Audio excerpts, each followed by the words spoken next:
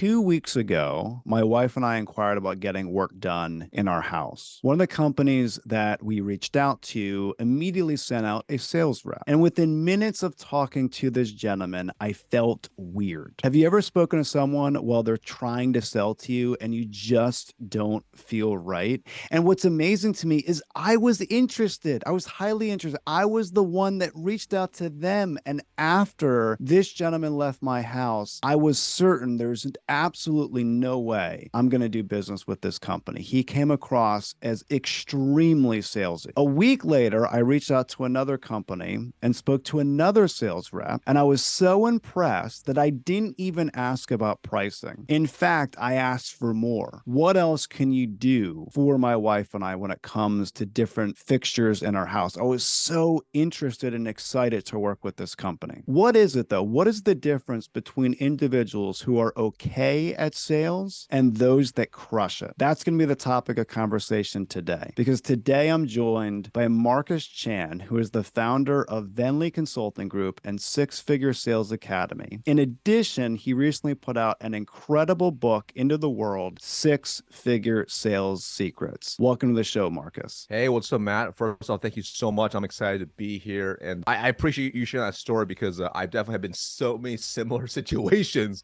personally, where you're ready to buy, but that person, based on how they ran that sales call, turns you away. So I totally feel that. I was already sold, and he was trying to sell me on the different features that I didn't care about. I'm like, calm down. Like, I'm already ready to buy. Like, my wallet is about ready to open. I want this. I called you. And it became so slimy and salesy. I was giving him an alley-oop. All he needs to do is just take the ball and put it through the basket. And it's amazing how many people are teed up, they're ready to go, and they just blow it because they're so into this, like the sale. They need to close, they need to do this. It's not about that, and you know that. So I appreciate your time That's today. right. I'm really interested in unpacking what's the difference between someone like that and someone who actually is crushing it in sales. It's such a good example of, I think, a transition a lot of people end up making. Hopefully, they eventually make it when they actually become great at sales, because you go from pushy, have that commission breath, or if you're an entrepreneur, like, with a profit breath, a revenue breath, you're trying to close, you need the cash flow or whatever it is. But if you can make that shift to become a trusted advisor, then just like your second person you talk to, you see them as a resource. In fact, you're actually asking more questions like, hey, how else can I spend more money with you? Now, you may not say those words necessarily, but you may say, hey, I'd love to get your opinion on this. What do you think about this? And they can help share insights and actually help guide you to make the best buy decision for you, because you actually feel heard. Sure. I really like that trusted advisor, because what's amazing to me, and we'll unpack this because there is a story that you mentioned in your book that almost speaks exactly to this. But what's amazing to me is the scenario that I mentioned where I was really excited to do business with the other company. I was excited to work with this sales rep, this trusted advisor. They were asking me question after question after question to make sure that they were actually in alignment with what I wanted. The other sales rep just continued to talk at me for ad nauseum, really selling me on things that I didn't care about. I didn't care about different elements of the company. I didn't care about,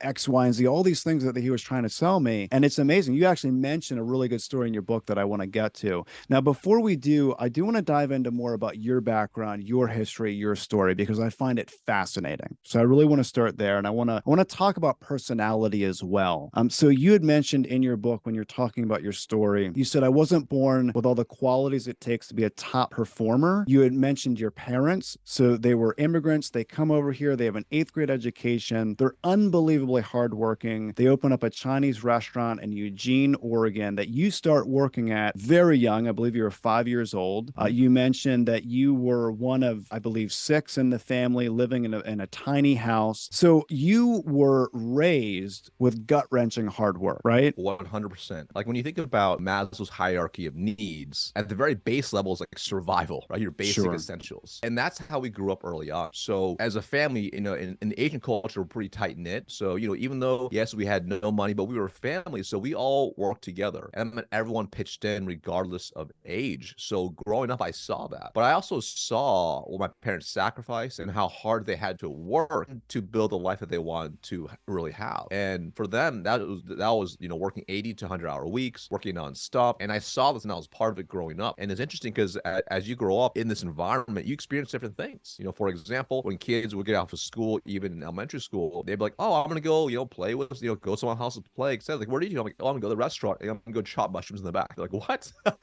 So you have a different idea about life, about childhood, about money, about scarcity, about selling, about business. You just grow up so differently and you have different fears because you are shaped by what's around you as well. So early on, that was instilled very deeply to me is you got to work hard to have results. And I realized eventually later on, that's only one part of the equation. Sure. I appreciate you mentioning that because I somewhat similar, not exactly your specifics as far as the work ethic and what you saw, but for me, when I was born, from the time I was born to about the time I was 11, my father was doing double Ironman triathlons. So for those of you listening that aren't aware of double Ironmans, go look up an Ironman triathlon and then double it. It's absolute craziness, right? And that was what I saw. I saw my father, who was an absolute machine. I mean, unbelievable work ethic. And that really positioned me, just like your story positioned you, that we both get into sales. And the work, the quote unquote work, I'm using air quotes because the work is so subjective, because what I witnessed my father go through, what you witnessed your parents go through, it almost is far superior work-wise to what we experienced in sales. And I found it very difficult because I get in sales and now it's I want to go, go, go.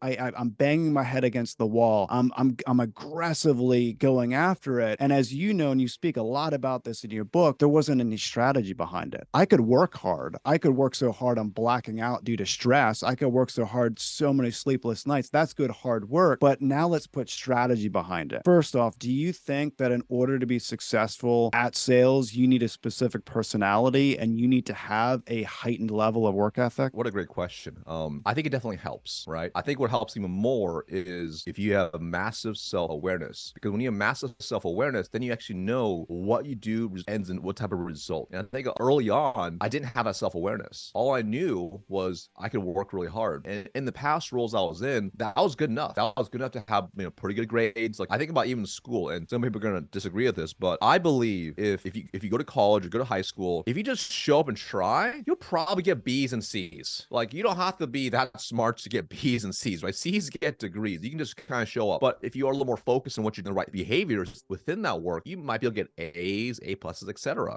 And I've always had kind of that mindset. And when I got into sales, I first tried the work ethic piece because I thought that could be it. I'm like, I've always worked hard. Like that's what got me here. And to a certain extent, that may work. But I think I was also blessed with the gift of starting B2B sales in the last recession, meaning there's less money out there, less capital, less funds, people more resistant. So hard work by itself wasn't going to cut it. I actually had to be better at my job. So when I first got started, I applied the same work ethic that I did that I've always had. I was out working everyone. I made the most cold calls. I walked the most businesses. I did the most cold emails. My activity was easily 3, 4, 5, 10x everyone else, but I had the worst results. So like work ethic wise, first in, last out. Like I was that guy, but the results did not align to it. And if you don't have that self-awareness, you'll just keep trying to do that. And I try to do that, right? But it'll burn you out and you'll just get depressed, hate life, and want to quit sales. So that's why I think it's definitely one key component to have that, because if you have really good self-awareness and you have work ethic, then you know what things to work on that actually move the needle. But if you have only work ethic, the truth is I know a lot of broke people who work way harder than I do. So work ethic alone by itself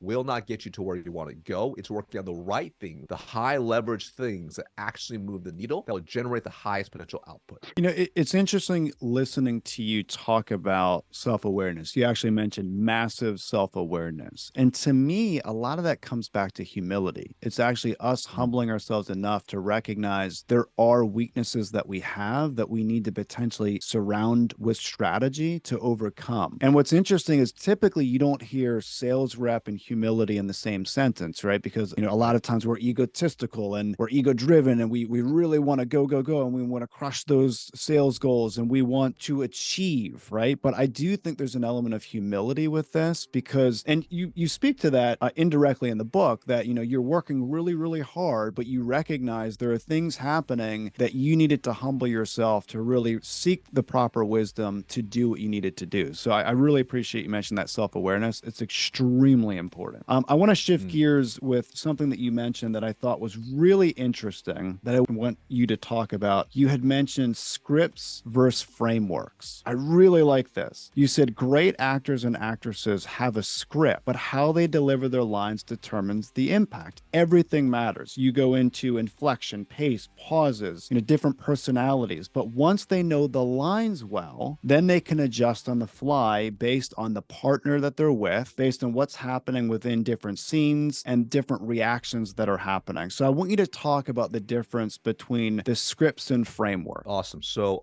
I'll share a little background, right? Because this is something I've learned over time. And I remember when I first came across this concept in my first real shirt and tie job, if you will. It was an internship where I worked for a major Fortune 500 company selling car rental insurance, right? So people would rent a car, I had to sell them insurance. And I remember in the very first week we had this 1 week internship boot camp, right? We're in there and they're teaching us the sales script for this. And I remember it was a class of maybe 15, 20 other interns. And I remember taking them okay, I would read it. I'm I sound like a robot. So that whole week, every night, because I was living in Eugene at the time and I came up a whole week in Portland for the whole week. So every night in my hotel room, once it gave us a script on Monday, I would go through literally hundreds of times, memorizing it, because I was so anxious about saying it. Just like in college, we would do these presentations with the group. I was so scared to look bad. I wanted to have it so well memorized that I knew that it would sound good when it would sound natural. So that whole week, every night I'm practicing it, I have it memorized, by the middle of the week, and it's flowing. And what was really interesting was at this point, it was still a script. Now, fast forward the following week, I had a chance to actually start using it because I was live in a branch, and the first person I did the script on, I actually closed and sold them into the insurance. And fast forward 30 days later, I was one of the top reps in the whole region. And this is out of all the full-time employees. They're like, who is this kid? What is he doing? And the second month, again, I'm one of the top again. And this is there's probably 50, 60 different other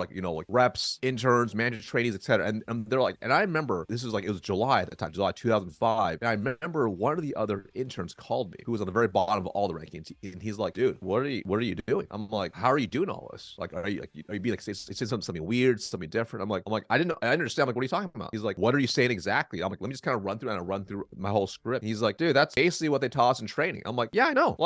I know. I'm like, it's a script, but I took it and I've done it so many times now. Now I'm able to adjust a little bit to fit me. So it's not even a script, really a framework. And if I understand as a framework, I can adapt on the fly because I know it so well. And he's like, that sounds supernatural. I'm like, I know, because I've literally at this point done it thousands of times. But before I even got on a call with a potential prospect or a customer, I had already gone through at least 1,000 times before our first time. Wow. So I can make it natural and sound natural to me. And the way I picture a script or even a framework, whatever you want to call it, to me, I use almost interchangeably. It's much like driving on an 8-lane freeway. Everyone's heading in the same direction, but based off the traffic and what's going on with other cars, you might speed up, slow down, change lanes, go, slow down, go to other lanes. Maybe you might have to merge off, merge back on, but you're still going the same direction. And that's what a script or framework is designed to be like. And this is why when you see the greatest actors and actresses, they all have a script, but it's how they deliver the script that makes it personal, human, just like them. It does not sound robotic. And when you start to internalize that, you start looking back and realizing every single word that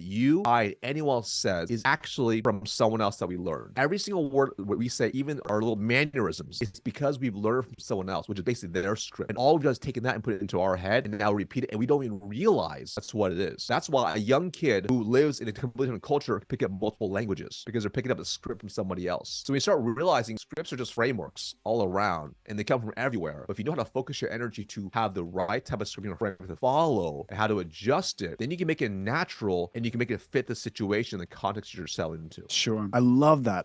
It's like same bones, different muscle. That's it. It's having different muscle with what we're doing depending on who we're working with. I love the 8 lanes of traffic, right? Because sometimes we need to gauge, hey, if we're all the way over in the left lane and we got to get over to that one exit, we got to make that right. We need to figure out, do we need to speed up? Do we need to slow down? How do we safely navigate that to do? I love that example that you mentioned. So let's talk about practice, because so many people will ask how to make sure that it doesn't become robotic, mechanical, it doesn't become mundane and boring. How do you balance the two between a heightened level of practice and going over, potentially role playing, potentially going through that script again and again, and still being energetic and having enthusiasm and having having some emotions to back that up? How's that balancing act? Great question. So the first piece is understanding, like, when you think about really anything, if you look at enough of the same thing, you start to see patterns, right? If you look at enough essays, you see a pattern. If you look at enough content, you see there's patterns in how people write posts. You look at enough books, the same thing. If you look at enough of your sales calls, you start seeing there's a pattern. And when you understand there's a pattern to it, that means there's a process in place. And the best salespeople understand there's a process. It doesn't necessarily mean it's linear, like, okay, I'm gonna hit step 1, step 2, step 3, step 4, 5 in the sales call, but they understand that there is a process. So the first step is being massively aware. What is the existing process you're doing? That's the first step. And I think the mistake a lot of people make is, they copy my book, or they see something on YouTube and they're like, all right, this is a better process. Let me completely change everything that I'm doing. I think that's a huge mistake, because there might be parts that you're already doing a really good job on. You just need to make a little bit better. It's kind of like if you get a brand new car. I personally like music a lot, but when I get a brand new car, the stereo settings aren't quite right. So I don't need to get a whole new stereo. I just need to first adjust the treble, adjust the bass, adjust maybe the style of music so it comes in the way I want it to sound. So when you take a look at your current process, it's the same thing. You take a look at, what am I currently doing? Do I have at least core fundamentals? Do I have maybe at least a kind of an agenda at the very beginning, kind of set the tone? And then do I have some specific questions I want to ask, and what type of questions are they? And then once you have that, do you have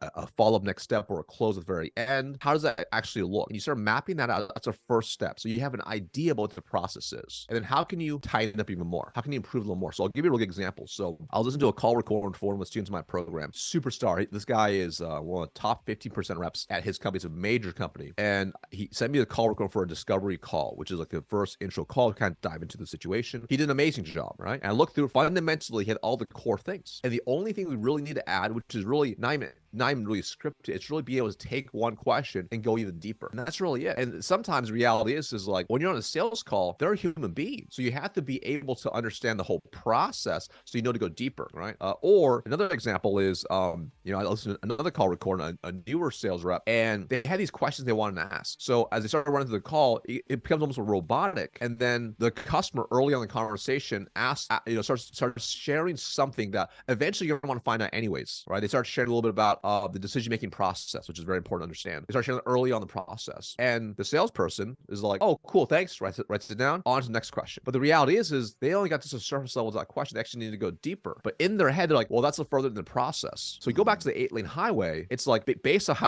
other cars are driving, that's an opportunity. You're already there. Like, Sure. you might as well, go all deeper into that hole, uncover the whole process, and then transition to the next question. So the first step is being really aware of what your current process is, mapping out what are the stages that you want to cover, what are the things you want to know, and then from there you start to tweak it and start to improve each part to get to where you want to go. And one really simple way to uncover what you need to improve in your sales call is just look at the last 10 opportunities or last 20 opportunities that you did not close. You did not close. What exactly was it that you did not uncover upfront that you could have leveraged to close it on the back end? So I'll give you a really simple example. So I watched another call recording from another rep, and what ended up happening is they had to let the CFO know to get buy-in, right? So now the deal's been stalled for like 2 months now. We don't know who the CFO is. We haven't talked to the CFO at all. There's been no engagement. So that's why this deal stalled out. But if we know that to be a really common challenge of why deals get stalled out, then why not you incorporate it in the top front of your sales process? And you dive in deeper up front and you get them involved to get their executive buy-in before you move deeper in the process. So when you start thinking this way, you're able to actually reverse engineer your process. But it starts with number one, knowing what your current process is, how you stage it, and then how do you start tidying up and improving it, and then how can you start reverse engineering areas that you missed back into the beginning. That's awesome. So it almost reminds me of like looking at analytics with video. So, there's a lot of different platforms out there. You put out a video, you see, all right, people will get to the 3rd minute. And when they're at the 3rd minute, sometimes they rewind. Why are they rewinding? Oh, is it because this one point I need to expand it? And then maybe they're only getting to the 7-minute mark and then it stops, even if it's a 15-minute video. Why is that? It's almost like you're reverse engineering the entire meeting to try to put different questions and scenarios up front. I love that. That is awesome. Wouldn't it be amazing to have like analytics on all the meetings, like the in-person meetings we have? That would be amazing. But oh yeah, I mean,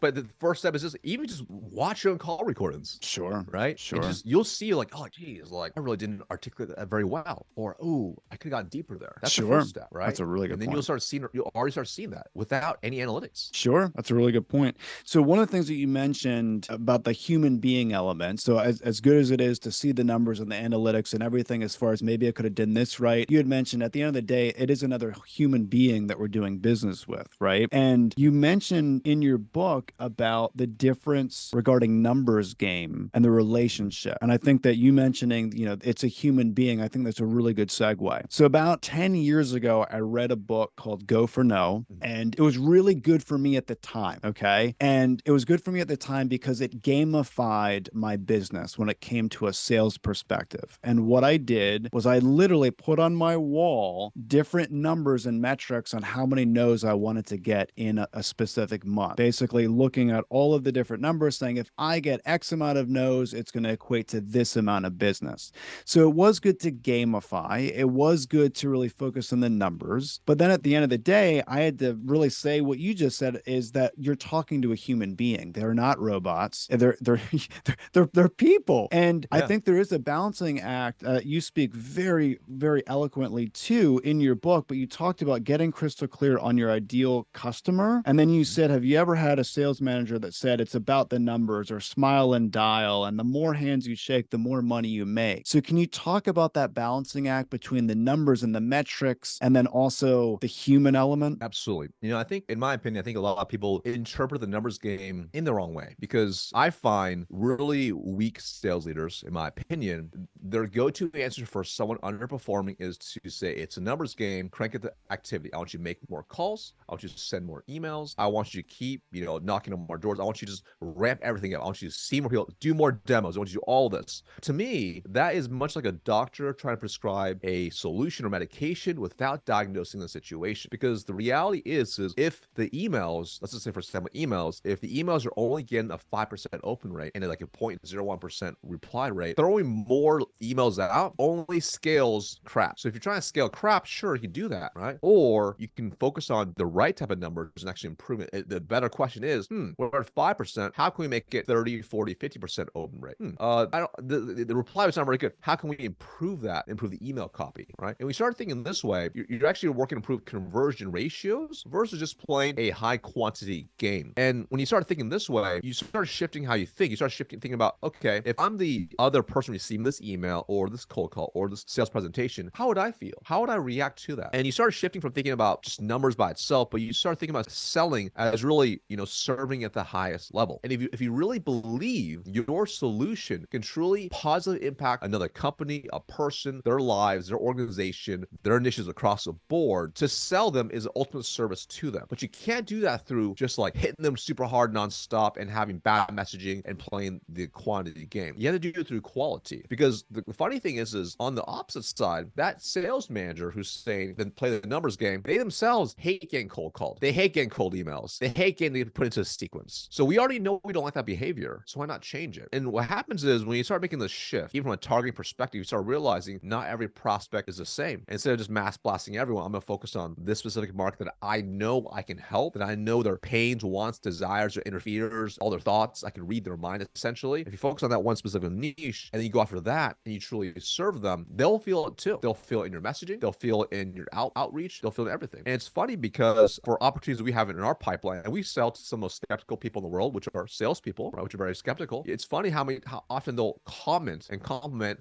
just our process. And they'll be like, this is exactly how I want to do it. I'm like, yeah, because you're a human being. Like when you play the numbers game, is understand how do you interpret that? Is it I'm going to play through the quantity, or is it I'm going to make sure I have the right number, right conversion ratios, which truly serves the other person receiving it? It's so powerful. It's so powerful. And several years ago, I heard a gentleman say to me, if you're a doctor and there's someone that is out there that's sick and you actually have something that they need to make them better, it's almost heinous and evil to withhold that from them. Like your duty as a doctor is to help people as much as they can be helped. And it's speaking to your point that if you have a service, you have a product that will significantly enhance someone's life, to hold that back is doing them a major disservice. We have to figure out a way to really get it in their hands, get in front of them in the most human way possible. And I think that that's a good transition to your story regarding the doctor who worked with you, because I think this adds to the human element. I love this story that you mentioned in your book. This is one of the many reasons why I just love your book, The Six-Figure Sales Secrets. It's just gorged with incredible stories that are learning opportunities and then backed with different scenarios. It is just gorged with info and wisdom, and I really appreciate it. One of the stories that you mentioned was you were in a sales role, and 2 months in, you get called into your boss's office, and he's threatening to give you a performance improvement plan. Everyone hates those. Oh, And yeah. you have this sense of fear, of stress. And then soon after that, you went and you met with your doctor. And you mentioned that she barely talked. She wasn't talking at you. She was asking questions that led you to a certain decision-making process. And after the meeting, you talked about just how blown away you were that she actually sold you on something. She sold you a specific idea, and you did most of the talking. So can you talk about that a little bit more? Yeah, absolutely, right. And the reality is if we as salespeople say it, it's probably not true. But if the prospect says it, then it must be true. And when you understand, internalize that, you realize the way to sell is not through telling, it's through asking. And this is why I remember that specific experience where I look back, I'm like, wow, that was really impressive. And when I really think about the whole situation, how the doctor sold me into completely changing my diet and everything, it starts with the whole process of how even doctors are structured and an office is structured. So when you think about this, when you go book an appointment with a new doctor or existing doctor, you go first and you fill like either an online questionnaire or a paper questionnaire. And even if you've been there many times, they make you refill it every so often. And then when your appointment comes, first a nurse comes, brings you in, and they start asking you questions first. They start asking more questions. What brought you in? They're taking your blood. They're weighing you. They're taking the blood pressure. They're doing all these things even before the doctor comes. They're asking all these questions. They take all that data, they input into their laptop or on their board or whatever they're doing, and then the doctor comes in, and the doctor again revalidates and asks sometimes even the same questions in a different way, and they're asking more and more questions to uncover your situation, and then based off that, then do they prescribe a medication, a next step, or whatever it's going to be. And what happens is, because you are being forced, if you will, to answer questions and also to really think and pause, now you're internalizing the situation much more. And as something before you know it, even if you have what's I call a latent need, which is a need that you did not know you have, versus an active need. An active need means you actively have a need. So for example, if I been thrown up, I do have an active need for some sort of help. A latent need is something's going on, I have no idea. That doctor that I was with, based on the questions, based off what she was measuring, she's like, hey, you've gained some weight since we last saw you. You've also, your blood pressure has really skyrocketed, which made sense because I was a new B2B sales role, right? So it's like, wow, that's really enlightening. So now I'm sold that I have a problem. So what happens once you're sold, you have a problem, the natural next question is, how do I solve it? Now I'm open to that conversation. So she sold me two things. Number one, she sold me on a problem. Then number two, she sold me the solution. The thing is, when she sold me I had a problem, she just asked me questions and then provided a summary insight. I'm like, oh my gosh, you're right. Like when you're stuck in the woods, you don't see the forest, right? So, and then she's able to recommend that. And I think about a sales process so much like this, where if it's an inbound prospect, usually they already know they have an active need. They're just looking at other options, but you still want to dive in deep, run what I call the 90-10 rule, which is 90% asking questions, 10% actually going over your solution, assuming it makes sense, right? And if you do that, it's a super easy close. Or if it's completely cold outbound and you book that meeting, you definitely need to do 90-10 because they don't believe they have a pain. So you just, you happen to book the meeting, so now you have to be able to go through that, right? And I'll give you a really, really good example of how powerful this really can be. So this is a couple years back, and I was with a rep, and we did door knock. We walked into this business, happened to get the owner. It was a really large grocery chain, and he owned multiple operations. And we walked in, happened to get the owner, and the owner's like, yeah, I got some time. I got 5 minutes. So we sit down with the owner in his office, and we just do a deep dive. And fast forward 45 minutes in, this guy's entranced in our conversation. Wow. We haven't told him what we do, what we sell, any of our solutions. We simply have asked him questions. And I remember because it was right before, it was 10:45. He's like, oh crap, we've been here for 45 minutes. He's like, I'm really sorry guys, but I have a huge lunch rush from everyone coming during lunch break the next couple hours. I can make sure the troops are ready to go. So can we set up another follow-up meeting? I'm really interested. And I remember this. I almost laughed. He's like, guys, I don't know what you have to sell me, but I know I have a problem. I need to buy whatever you have to sell me.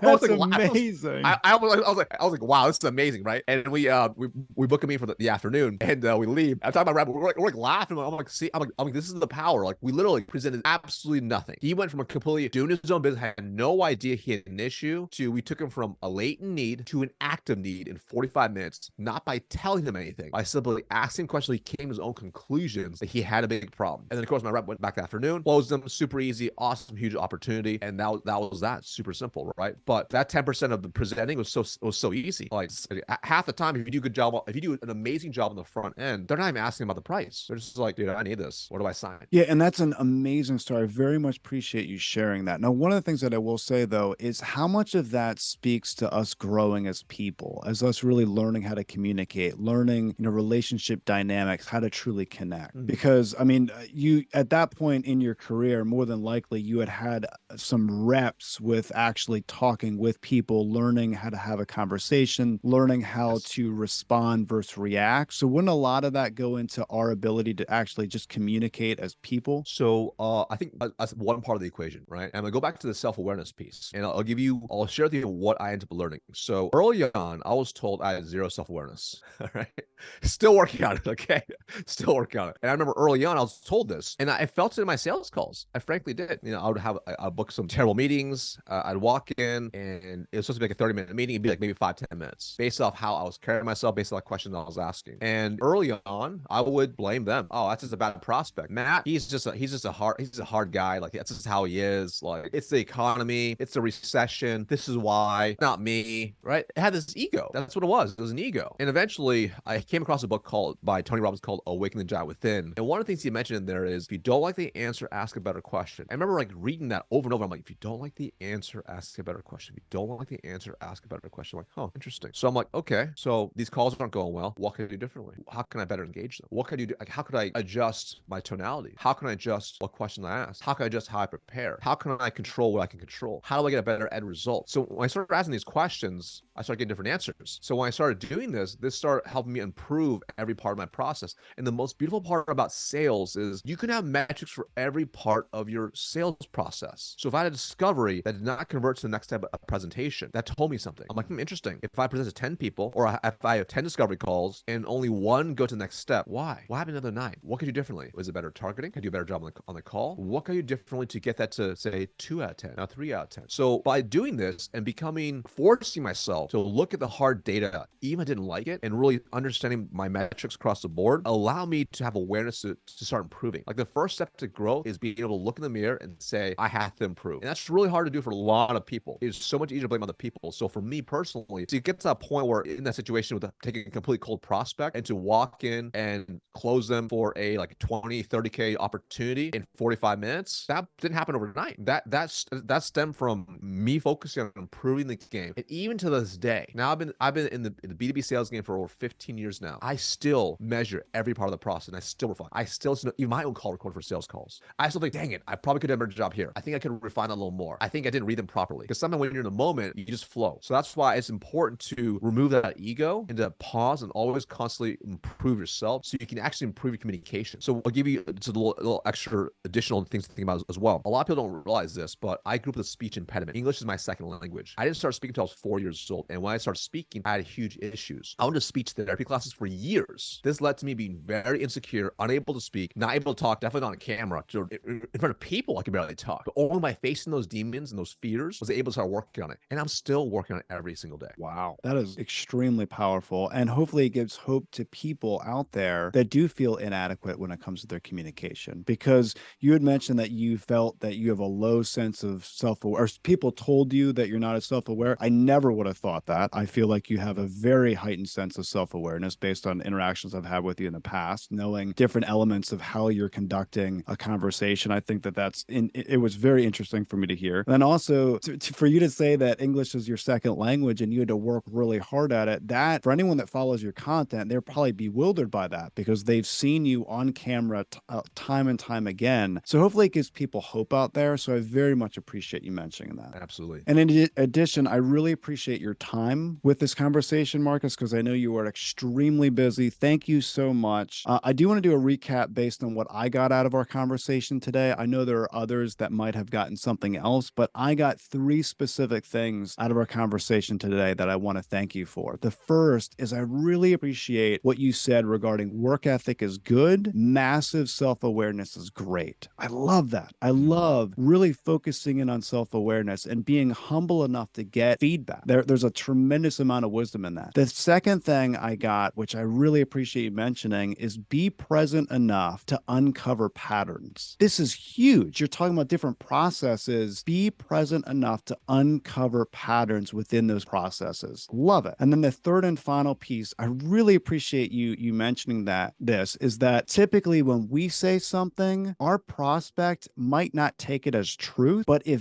they say it, it is true because they're the ones saying it. How do we get them to sell themselves and then present the solution to improve their situation? So those are the three top things I got from this conversation. Thank you again. If anyone wants to get more information on you, what you do, they want to learn more about the book, where would they go to get that information? Awesome. So you can find me on LinkedIn super easy. Look at Marcus Chan. You head over to my website, venliconsulting.com. And if you want a free copy of my book, just pay for shipping and handling, just head to closewithchan.com. Perfect. So I will include that in the show notes. I'll make it super easy for everyone. I highly, highly recommend people follow Marcus on LinkedIn. I have for quite some time. Every time he posts something, I am learning. And in addition, and I kid you not, this book that I read of Marcus is the Six-Figure Sales Secrets. It's one of the best sales books I've ever read. And I mean that sincerely. Highly, highly recommend checking it out. And Marcus, thank you again for your time. I very much appreciate it. Thanks so much for having me on.